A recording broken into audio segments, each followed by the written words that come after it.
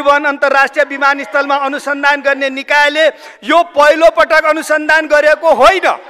यस पूर्व 2076 सालमा अख्तियार दुरुपयोग अनुसन्धान आयोगबाट 2080 सालमा नेपाल प्रहरीले अनुसन्धान गरी अदालतमा मुद्दा अभियोजन आरोपपत्र दर्ता गरेको छ। यो नियमित रूपमा न्यायात्मक निकायहरूले गर्ने विषय भएकोले अनुसन्धान भई निष्कर्ष निक्लेको छ। यस्तो विषयमा मन्त्रीको राजीनामाको विषय उठाउनु आवश्यक होइन भन्ने म निवेदन गर्न चाहन्छु। अझ प्रहरीबाट अनुसन्धान हुँदा समेत विभागीय मन्त्रीको राजीनामाको प्रसङ्ग उठेन, जबकि सार्वजनिक छापामा अहिले जस्ता विषय नउठेका होइनन्।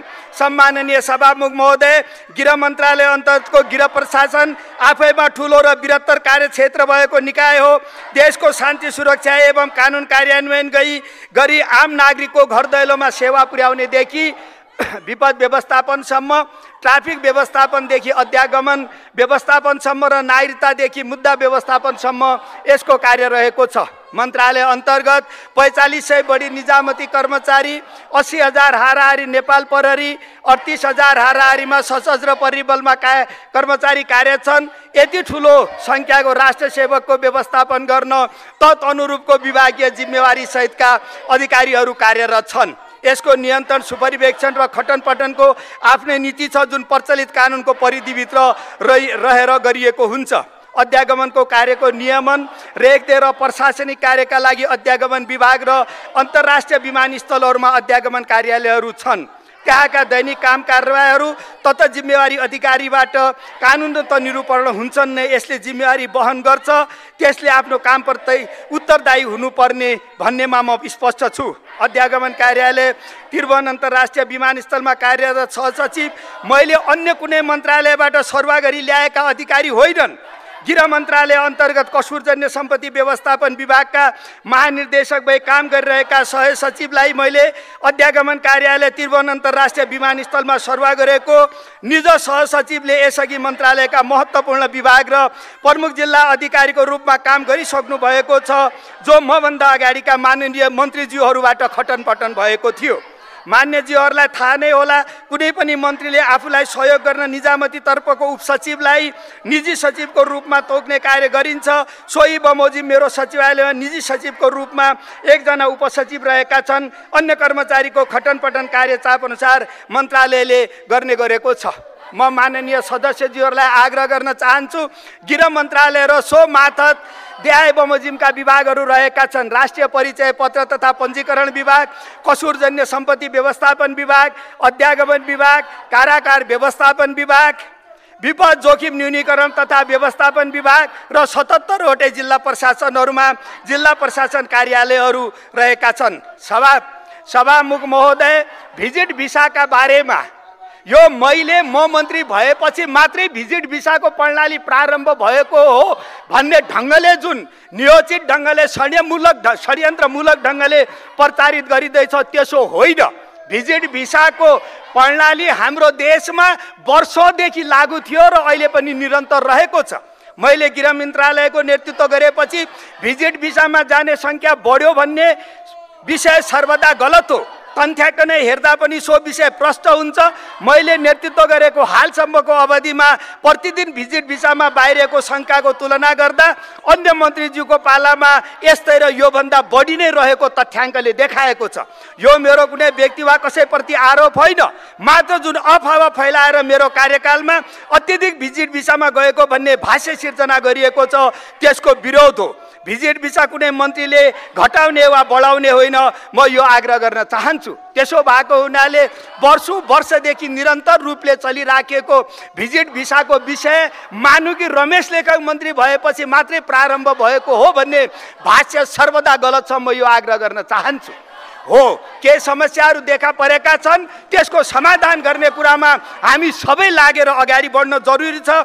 म यति आग्रह गर्न चाहन्छु। अहिले प्रश्न उठेको भिजिट भिसामा गएका नेपाली नागरिक र तिनको तथ्याङ्क विगत वर्षमा र अहिले कस्तो अवस्थामा छ म प्रस्तुत गर्न चाहन्छु। सम्माननीय सभामुख महोदय, 2022मा जुन बेला रमेश लेखक यो मन्त्रालयको मन्त्री थिएन, 1,12,690 पुरुष र 64,605 गरेर 1,77,295 मानिस भिजिट भिसामा बाहिर गएका छन्। सन् 2023 मा 1,30,916 पुरुष र 73,579 महिला गरेर 2,44,495 मानिस बाहिर गएका छन् भने 2024 मा 1,59,041 जना पुरुष र 1,15,358 जना महिला गरेर 2,74,379 मानिस भिजिट भिसामा बाहिर गएका छन्। 2025 मेमा 55,451 पुरुष र 43,386 महिला गरेर 98,887 मानिसहरू भिजिट भिसामा बाहिर गएका छन्। त्यसकारण यो निरन्तरको प्रक्रिया हो, निरन्तर मानिसहरू गइराखेका विषयहरू हुन्। भर्खरै एकजना माननीय सदस्यले विदेशी नागरिक तिरुवनन्तपुरम राष्ट्रिय विमानस्थलबाट बाहिर गरेको कुरा उठाउनु भएको छ। म निवेदन गर्न चाहन्छु, मभन्दा पहिला यो पदमा रहनुभएका माननीय मन्त्रीजीको बेलामा मभन्दा बढी मानिस विदेशी यही एयरपोर्टबाट बाहिर जानुभएको हो। म चुनौती दिएर माननीय सदस्यहरूलाई आग्रह गर्न चाहन्छु, तपाईहरू नैतिकताको प्रश्न उठाउँदै हुनुहुन्छ। तपाईहरूसँग नैतिक बल छ भने हिजो विदेशी नागरिक जो तिरुवनन्तपुरम विमानस्थलबाट गएका छन्, म नभएको बेला गएका छन्, उहाँहरूका माथि तपाईँले नैतिकताको प्रश्न उठाउनु भयो। त्यसकारण म आग्रह गर्न चाहन्छु, यो नियोजित ढङ्गले षड्यन्त्रमूलक ढङ्गले मेरो राजनीतिक चरित्र हत्या गर्नका लागि, राजनैतिक प्रतिशोध पुरा गर्नका लागि उठाएका विषय हुन्। यस्ता खालका निकृष्ट राजनीति पद्धति प्रक्रियाहरू र तपाईँहरूका चाहनाहरू बन्द गर्नुहोस्, म यो आग्रह गर्न चाहन्छु। सम्माननीय सभामुख महोदय, गृहमन्त्रीले अनुसन्धानलाई कमजोर पार्न अख्तियार दुरुपयोग अनुसन्धानमा कार्यरत प्रहरी नायब महानिरीक्षक डिआइजीलाई सरुवा गर्यो भन्ने सम्मका कुरा उठे। म निवेदन गर्न चाहन्छु, एकजना डिआइजी त्यही कार्यरत हुनुहुन्थ्यो, अर्को त्योभन्दा तलको एसएसपी हुनुहुन्थ्यो, एसएसपीको प्रमोसन भएर डिआइजी हुनुभयो, अनि अख्तियारमै दुईजना डिआइजी भएपछि एकजना मान्छेलाई सार्नु परेन? के तपाईँ भएको भए दुईजना डिआइजी राख्नुहुन्थ्यो? एकै ठाउँमा दुईजना डिआइजी हुँदा एकजना डिआइजीलाई त्यहाँबाट प्रतिस्थापन गर्दा त्यसमा पनि मेरो नियतमा प्रश्न उठाएर जुन कुरा गरिएको छ त्यो प्रतिशोधको राजनीति बाहेक के होइन, म यो आग्रह गर्न चाहन्छु। मान्य सभामुख महोदय, मन्त्रालयमा मेरो काम नीतिगत सुधार गर्ने विषयमा केन्द्रित छ। मैले यस अवधिमा नेपाल प्रहरी ऐन, सशस्त्र प्रहरी ऐन, नागरिकता ऐन, नागरिकता नियमावली, अध्यागमन ऐन स्वीकृतिका लागि पेश गरेको र करिब आधा दर्जन कानुन मसौदाको चरणमा रहेका छन्। मन्त्रीको काम मूलतः नीतिगत सुधारमा केन्द्रित हुनुपर्ने कुरा म विश्वास गर्दछु र सोही कुरामा मैले काम गर्दै आएको छु। सम्माननीय सभामुख महोदय, माननीय मन्त्रीजी, माननीय सांसदजीहरू, यदि धैर्यता छ भने एउटा प्रश्नको जवाब चाहन्छु। आज होइन भोलि दिनुहोला, तपाईहरूले मानव तस्करीको विषय उठाउनु भएको छ। म तपाईहरूलाई आग्रह गर्न चाहन्छु, आजभन्दा 18 वर्ष पहिला 2062-63 को जनआन्दोलन को लगत्तै पछि बनेको स्वर्गीय गिरिजाप्रसाद कोइराला आदरणीय नेताको क्याबिनेटमा म श्रम मन्त्री थिएँ।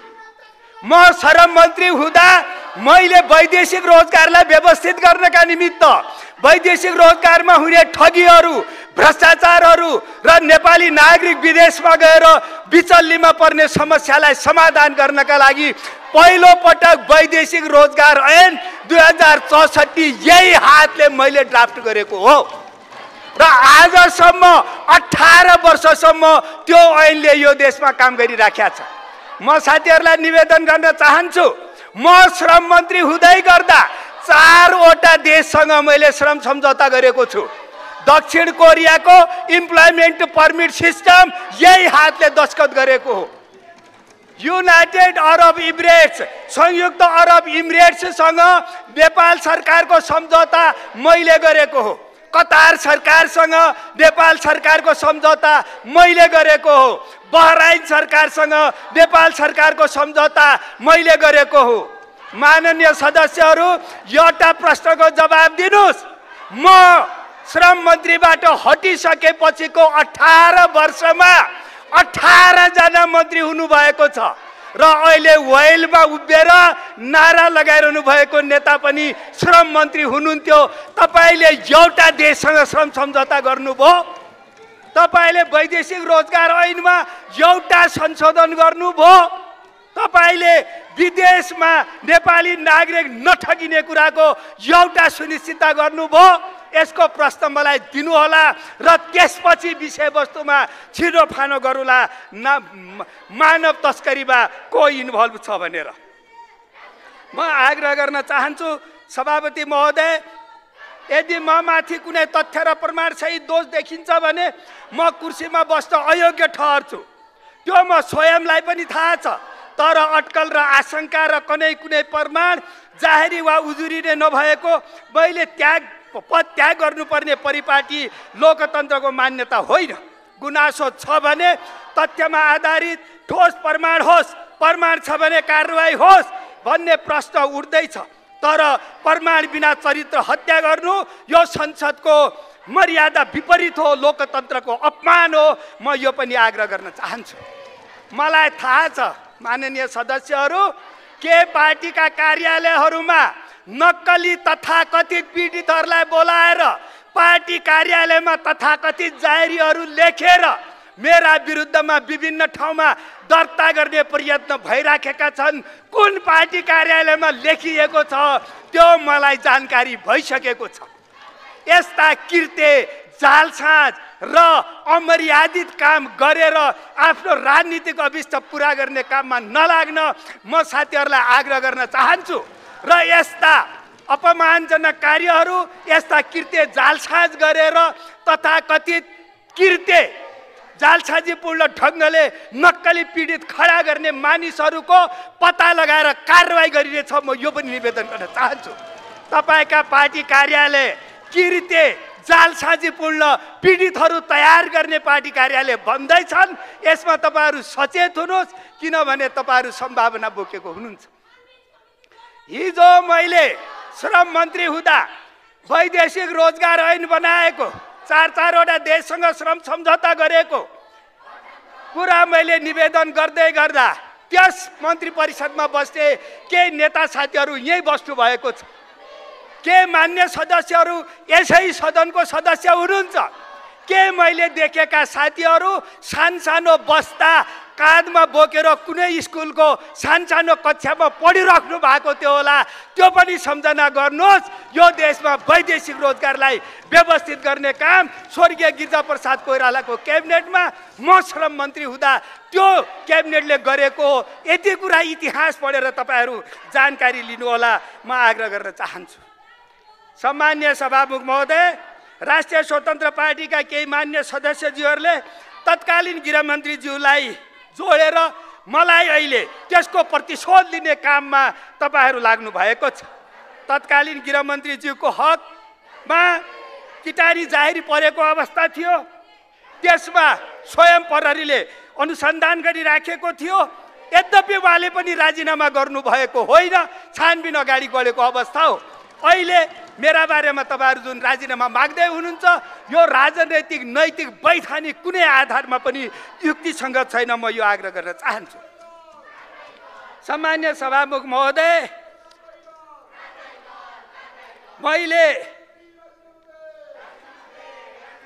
मैले धेरै तथ्याङ्कहरू यहाँ प्रस्तुत गरिसके।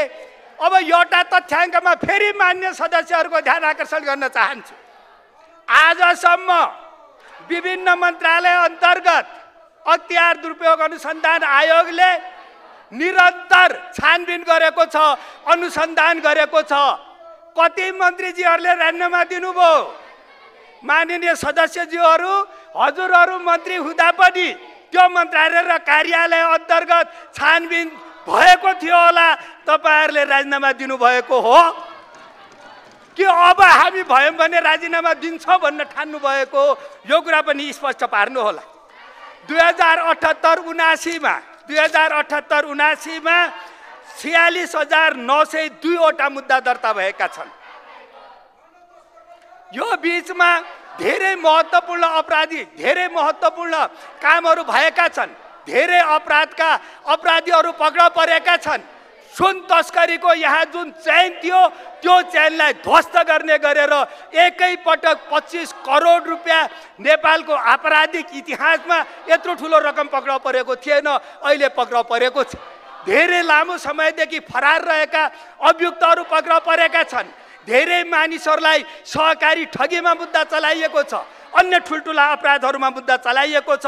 त्यसो भएको हुनाले सुशासनका पक्षमा अपराधका विरुद्धमा काम गर्दै गर्दा जुन ढङ्गले मेरामाथि आक्रमण भएको छ, कहिलेकाहीँ म सोच्न बाध्य भएको छु के अपराधीहरूमा मुद्दा चलेका कारणले मेरामाथि आक्रमण भएको हो, अथवा यो देशमा मैले प्रष्ट रूपले भनेको छु अहिलेको संविधान हाम्रो हाम्रो योभन्दा पहिलाको पुस्ताले धेरै ठुलो बलिदान त्याग तपस्या गरेर संघीय लोकतान्त्रिक गणतन्त्रको स्थापना गरेको छ। हाम्रो पुस्ताले धेरै ठुलो बलिदान र धेरै ठुलो लगानी संघीय लोकतान्त्रिक गणतन्त्रात्मक व्यवस्थामा गरेको छ। मैले यो व्यवस्था जोगाउन पर्छ, संघीयता लोकतन्त्र र गणतन्त्रलाई फाल्न पाइँदैन, यो संविधान चाट्न पाइँदैन भनेर दृढतापूर्वक उभिरहँदा मेरा विरुद्ध आक्रमण हुने यो के हो, के राजनीति हो र यो राजनीतिको केन्द्र कहाँ छ?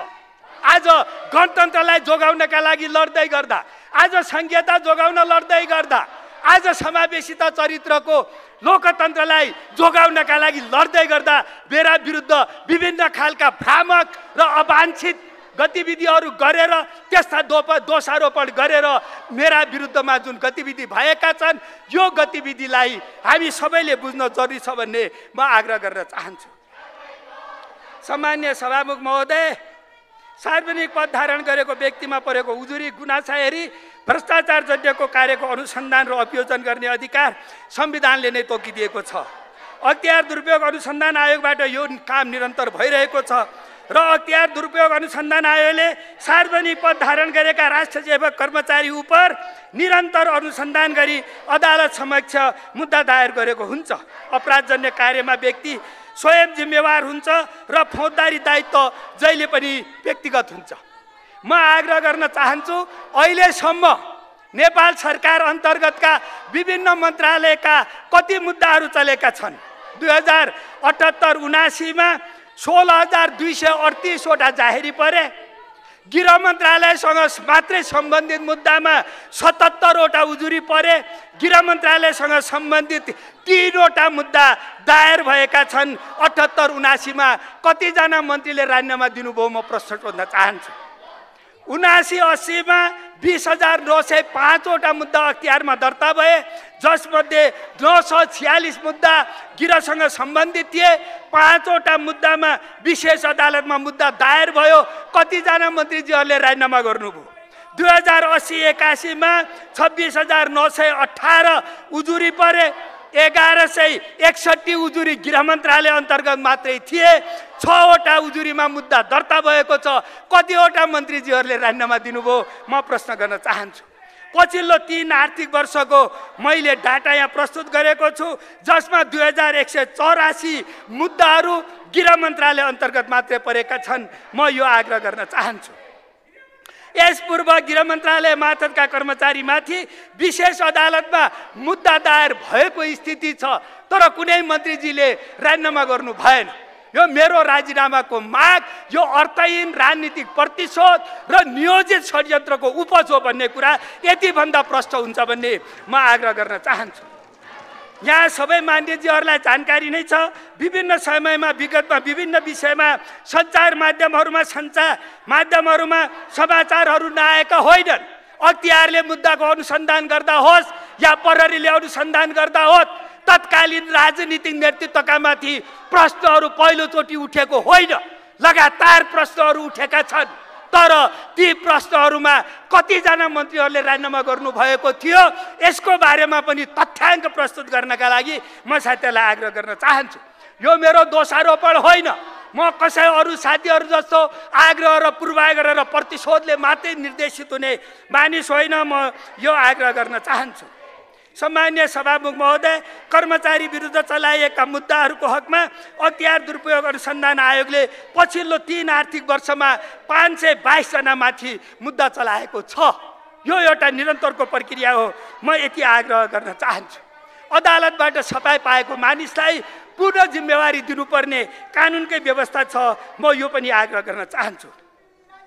सम्माननीय सभामुख महोदय, भ्रष्टाचार लगायत अन्य अख्तियार दुरुपयोगसँग सम्बन्धित विषयहरूमा अनुसन्धान र अभियोजनका लागि विशिष्टकृत संवैधानिक निकायको रूपमा अख्तियार दुरुपयोग अनुसन्धान आयोग रहेको छ र सोही आयोगले नै हाल त्रिभुवन अन्तर्राष्ट्रिय विमानस्थल अध्यागमन कार्यालयमाथिको उजुरीमा छानबिन गरिरहेको छ।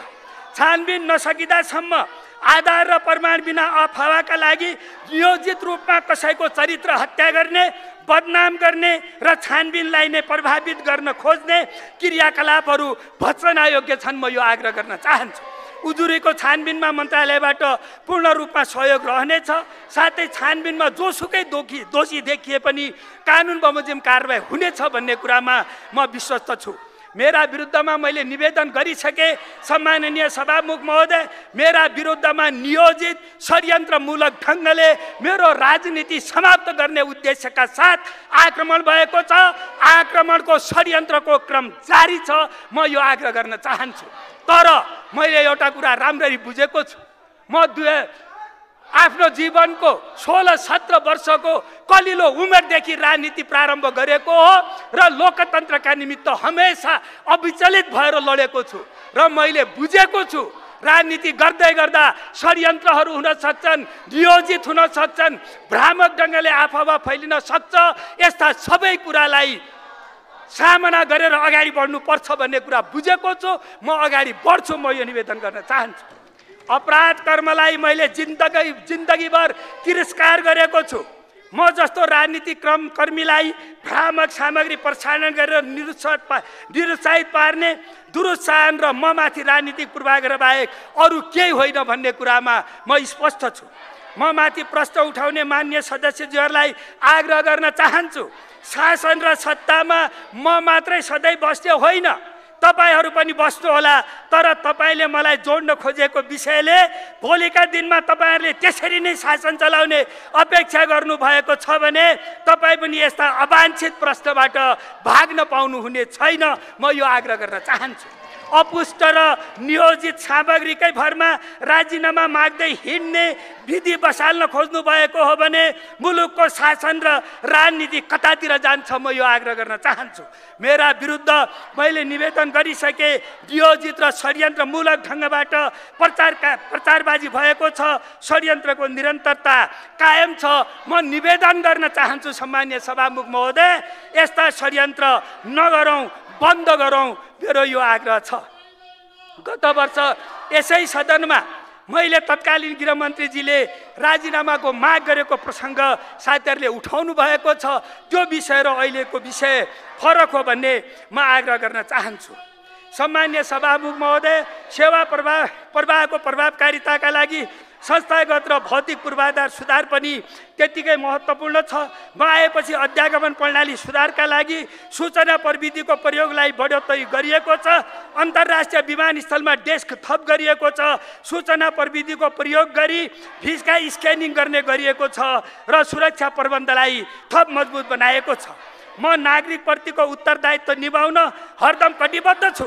तर मैले गर्ने काम कारबाहीसँग नभएको विषयलाई निज स्वार्थवश उठाएकोले म यही सदनबाट यस्ता कुप्रचारप्रति खेद प्रकट गर्दै सम्मानित सदनलाई यस विषयमा मेरो कुनै पनि संलग्नता नरहेको कुरा पुनः स्पष्ट गर्न चाहन्छु। यसै गरी अख्तियार दुरुपयोग अनुसन्धान आयोगबाट यस विषयमा अनुसन्धान प्रारम्भ भइसकेकोले अनुसन्धान कार्यमा कसरी सहयोग पुग्छ, के गर्दा राज्यमा सुशासन स्थापित हुन्छ, यसको लागि तयार छु भन्ने विषयमा म पुनः दोहोऱ्याउन चाहन्छु। सम्मानित आयोगको अनुसन्धान पश्चात जो दोषी देखिन्छ उसलाई कानुन बमोजिम कारबाही हुने नै भएकोले आयोगको निर्णयभन्दा अगाडि नै सक्षम निकायलाई ओछेलमा पारेर कसैलाई दोषी करार गर्न हताश नबनौँ र हतार नगरौँ भन्ने मेरो आग्रह छ। स्वतन्त्र सक्षम संवैधानिक निकायको अनुसन्धानको निष्कर्ष नै समग्रमा जवाब हुने भएकोले यसमा थप स्पष्टीकरण दिइरहनु नपर्ने कुरामा म विश्वस्त छु। गलत तथ्य र सूचनामा आधारित रहेर राजनीतिक अभिष्ट पूरा गर्न गरिने यस्ता कार्यप्रति सम्मानित सदन मात्र नभएर आम नागरिक समेत सजग रहन सम्मानित सदन मार्फत अनुरोध गर्दछु। सार्वजनिक निकायहरू एवं पदाधिकारीहरू लक्षित गरी राज्यका संयन्त्रलाई कमजोर तुल्याउने र व्यक्तिगत चरित्र तथा संस्थागत प्रतिष्ठालाई कमजोर गर्ने कार्यलाई पूर्ण रूपमा निरुत्साहित गर्न समेत सबैमा अनुरोध गर्दछु। सम्माननीय सभामुख महोदय, अन्तमा मैले निवेदन गरिसके। त्रिभुवन अन्तर्राष्ट्रिय विमानस्थलमा अवस्थित अध्यागमन कार्यालयमा भिजिट भिसा सम्बन्धमा अख्तियार दुरुपयोग अनुसन्धान आयोगले छानबिन अनुसन्धान प्रारम्भ गरेको छ। त्यो छानबिन अनुसन्धानलाई निष्पक्ष ढङ्गले सम्पन्न हुन दिउँ, त्यसमा कुनै खालको बाधा व्यवधान नगरौँ, त्यसलाई प्रभावित गर्ने काम नगरौँ र अख्तियारले आफ्नो जुन गर्ने काम छ त्यसलाई गर्न दियो र जो मानिस पनि दोषी हुन्छ, फौजदारी मुद्दा फौजदारी अभियोग व्यक्तिगत हुन्छ, जसले फौजदारी कार्य गरेको हुन्छ त्यसलाई सजा हुन्छ। म यति आग्रह गर्न चाहन्छु। अर्को विषय, आज सत्ता पक्ष र प्रमुख प्रतिपक्ष लगायतका केही महत्त्वपूर्ण प्रतिपक्षी राजनीतिक दलहरूका बीचमा एउटा सहमति भएको छ। यसलाई म नेपाल सरकारकै तर्फबाट म स्वागत गर्न चाहन्छु, यसलाई हृदयङ्गम गर्दछु र यसलाई अक्षरशः पालना गर्ने म प्रतिबद्धता व्यक्त गर्न चाहन्छु। भिजिट भिसा र अध्यागमनसँग सम्बन्धित विषयका सम्बन्धमा अख्तियार दुरुपयोग अनुसन्धान आयोगले अनुसन्धान गरिरहेको छ। उक्त कार्यलाई अख्तियार दुरुपयोग अनुसन्धान आयोगले निष्कर्षमा पुर्याउने नै छ। उक्त विषयका सम्बन्धमा छानबिनका लागि आयोगले माग गरे बमोजिम नेपाल सरकारले आवश्यक सहयोग गर्नेछ भन्ने सत्ता पक्ष र प्रमुख प्रतिपक्ष लगायत अन्य प्रतिपक्षी दलहरूको निर्देश छ। म यो कुरालाई स्वीकार गर्दै यसलाई अक्षरशः पालना गर्नेछु। म यो आग्रह गर्न चाहन्छु। अर्को विषय, अध्यागमन र भिजिट भिसाको सम्बन्धमा विगतदेखि देखिएका समस्या समाधान गर्न नेपाल सरकारले आवश्यक अध्ययन एवं छानबिन गरी नीतिगत, कानुनी र संरचनात्मक सुधारका लागि उपयुक्त व्यवस्था गर्न ठोस पहल गर्ने प्रतिबद्धता नेपाल सरकारले व्यक्त गर्ने भनेर भनिएको छ। यस विषयलाई पनि म स्वीकार गर्दछु र यसलाई अक्षरशः पालना गर्ने प्रतिबद्धता व्यक्त गर्न चाहन्छु। र यसका सँगसँगै यो नीतिगत, कानुनी र संरचनात्मक सुधारका निमित्त चाँडै सम्भवतः 1 महिनाभित्र नै आवश्यक चाहिँ त कार्य थालनी गर्ने कुरामा पनि म प्रतिबद्धता व्यक्त गर्दै बिदा हुन्छु। सम्माननीय सभामुख महोदय, धन्यवाद। जय नेपाल।